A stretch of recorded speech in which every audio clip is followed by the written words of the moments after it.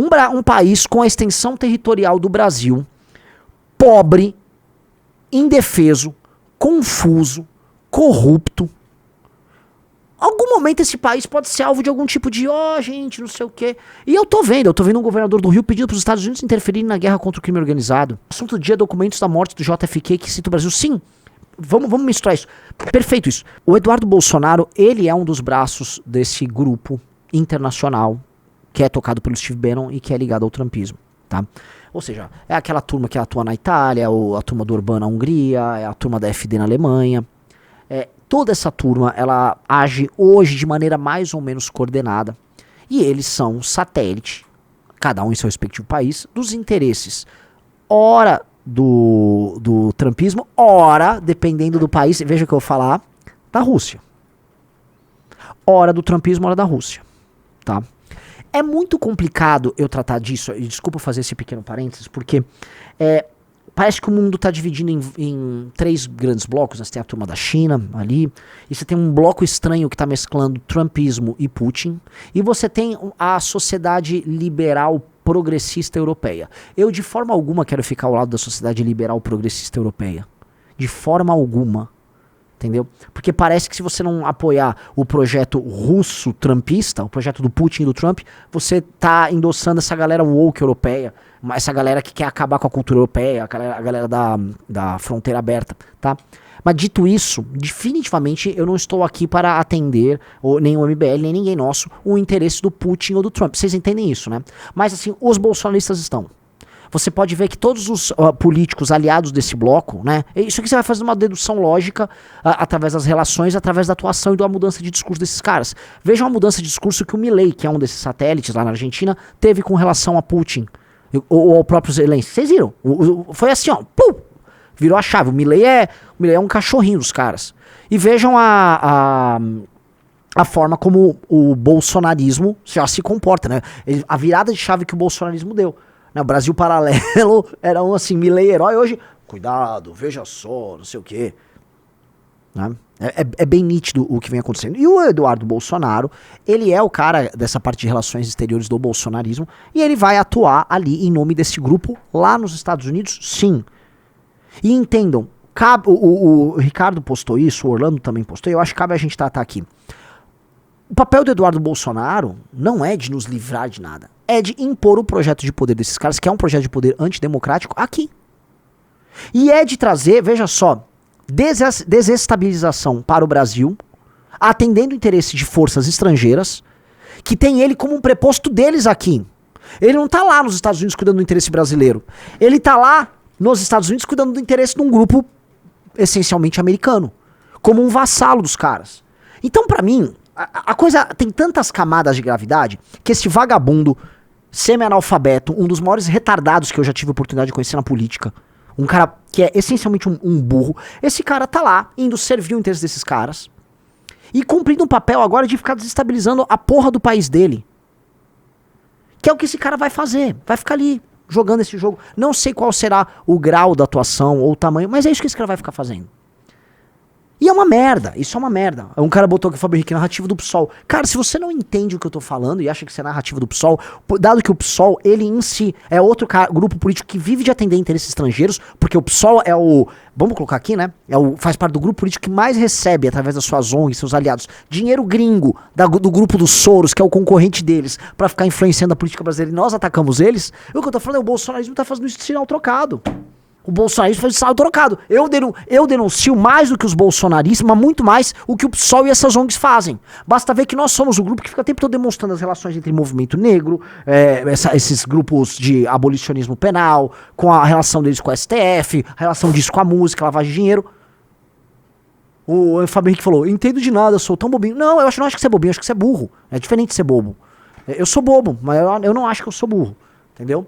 Eu acho que você é burro. Então você joga essas coisas aí, tentando mostrar, olha, eu só...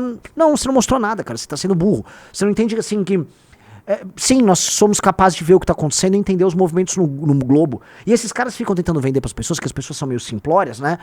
Relações de heróis, de bandidos e mocinhos, né? Então tem os bandidos e os mocinhos, o Trump é um mocinho pra ele. Então o Trump é o nosso herói e vai nos salvar. Ah, entendi, igual o Trump tá salvando. Eu tô vendo como o Trump tá salvando a Ucrânia, que era um aliado direto deles. O Trump tá fazendo um acordo para saquear a Ucrânia.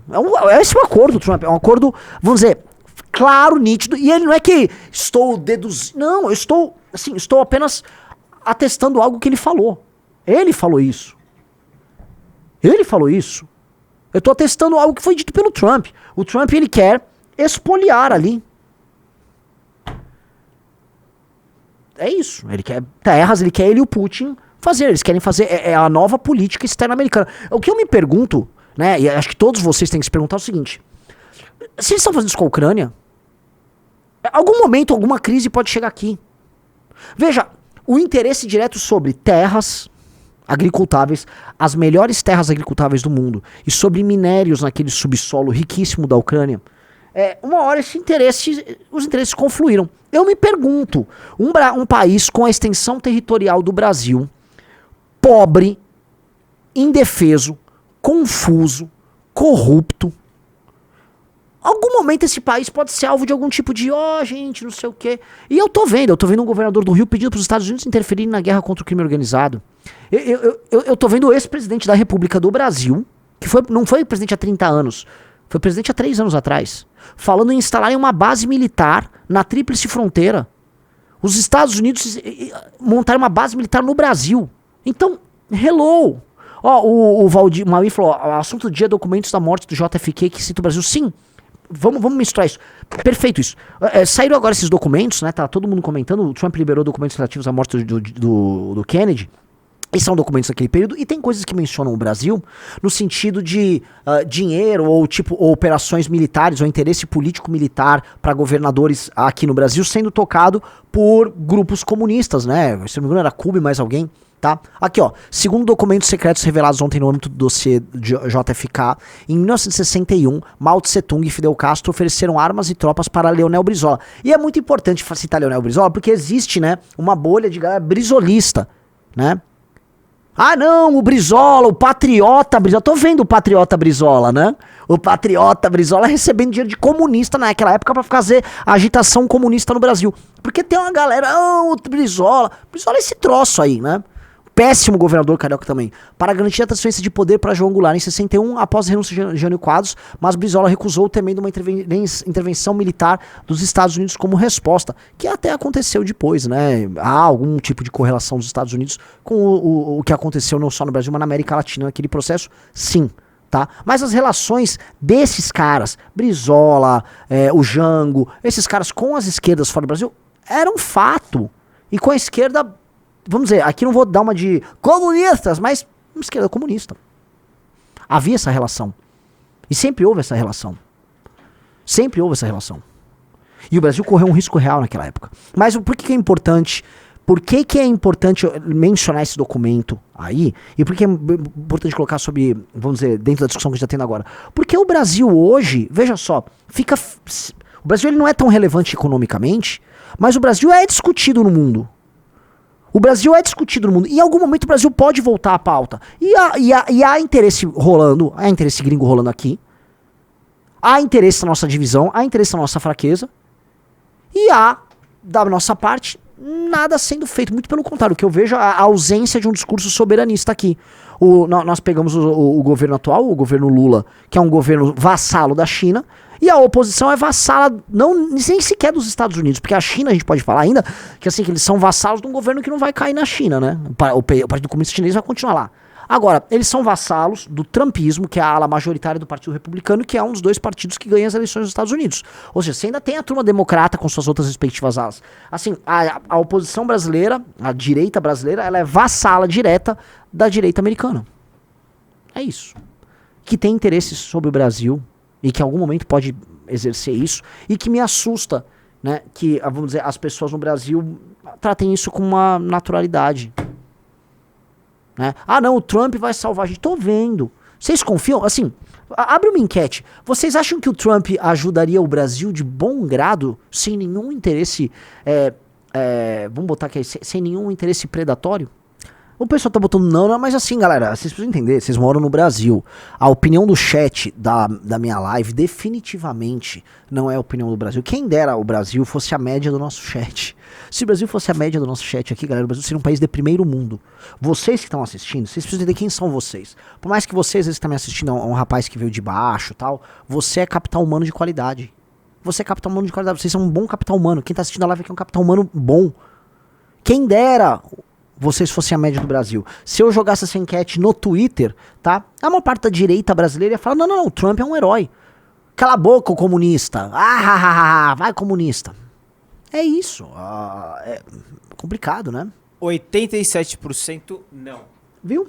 Tem 13%, galera, que acha que sim, que o Trump é um herói, que imagina só ajudaria porque ele ama o Brasil, que ele quer, porque sei lá, o Pablo Marçal foi lá, ô Trump, save Brasil, uai, ô Trump, aí, save Brasil, eu não sei falar inglês não, né, você fala inglês, né?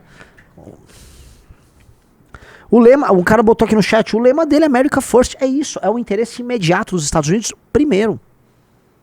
Senhor Bolsonaro, eu vou derrotar o comunismo aí no Brasil, mas você gosta de Niobium?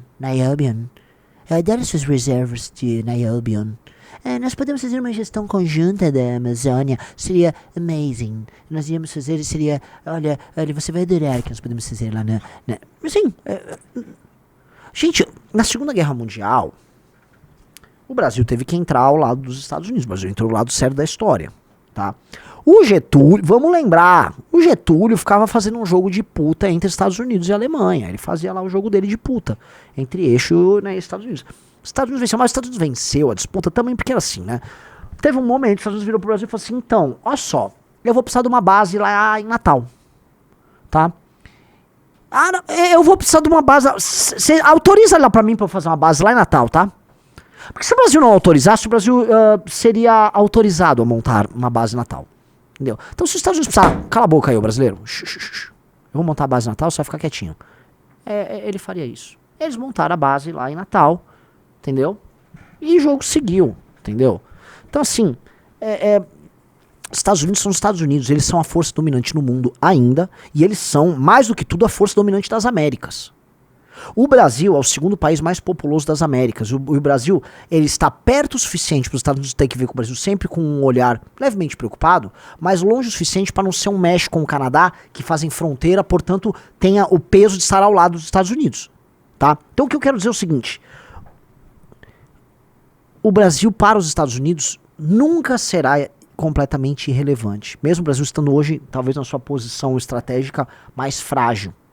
Economicamente, culturalmente, politicamente, nós somos um quebrado. E eu acho até engraçado que é muito dinheiro, majoritariamente americano, que vem pra cá, através dessas ONGs, dessas fundações que são majoritariamente americanas, criar desestabilização social, política, econômica, degradação do tecido social brasileiro, destruição do nosso aparato de segurança, pra gente ficar permanentemente em crise. E nisso eu acredito. Eu não consigo acreditar que o George Soros apenas está defendendo direitos humanos e todas essas ONGs que fazem política coladinha com o Departamento de Estado americano, e a gente pode ver que aquele próprio DOD que o Elon Musk está fazendo, está demonstrando que a relação entre essas ONGs com o Departamento de Estado americano tá clara, tá dada. Então esse dinheiro é injetado aqui, fica gerando crise política, econômica, social aqui, e nós sempre estamos gerando. Estamos sempre, né, girando em falso e patinando.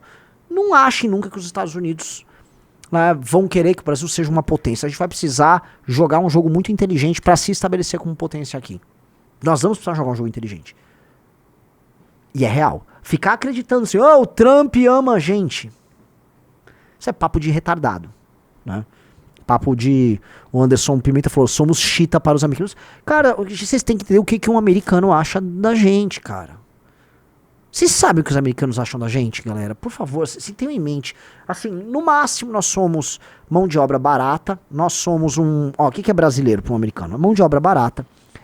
Brasileiro é um tipo de depilação na vagina e na bunda da mulher, tá? Vocês sabem que é isso, né? O Brazilian Wax. É um tipo de depilação. O brasileiro é um segmento importante na indústria pornô, pro americano.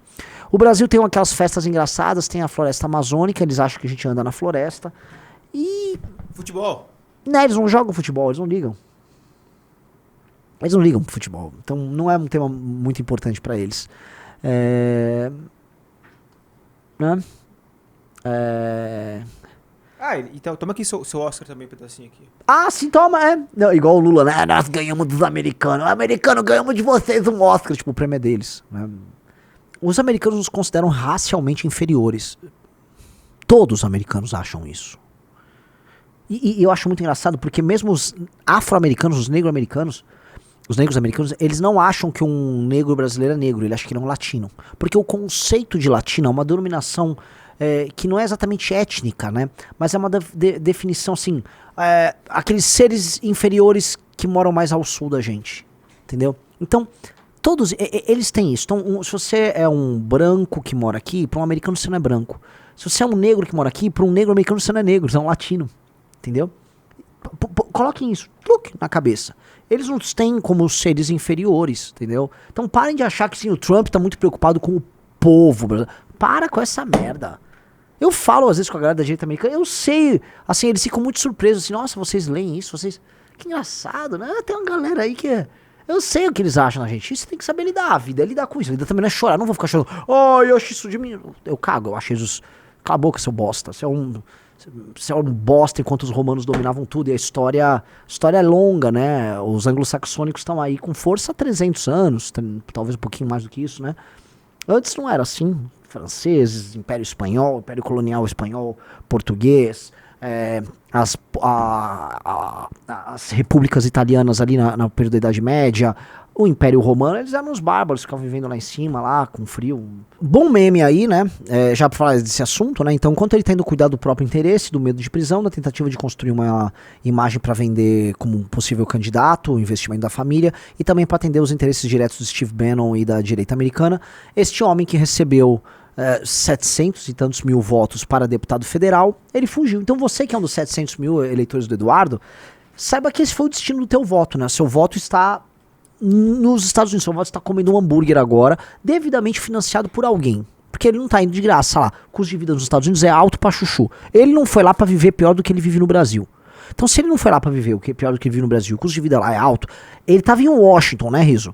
O custo de vida em Washington é absurdo. O custo de vida em Washington é absurdo. O Washington é a Brasília deles. Assim, os condomínios de lobistas, as áreas para lobista morar. Bananinha não tá vivendo com 30 e poucos mil reais lá, não, tá? Você entende isso que eu tô falando, Rizzo?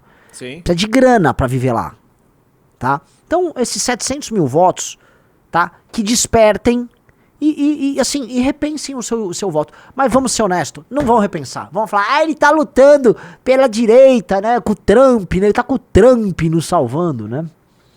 O José Eduardo Prado Neto, Edu, disse o seguinte, mandou 20 euros, falou, não são só os americanos que acham isso do Brasil. Olha o presidente da Conmebol, o Libertadores sem Brasil é o Tarzan sem a Chita.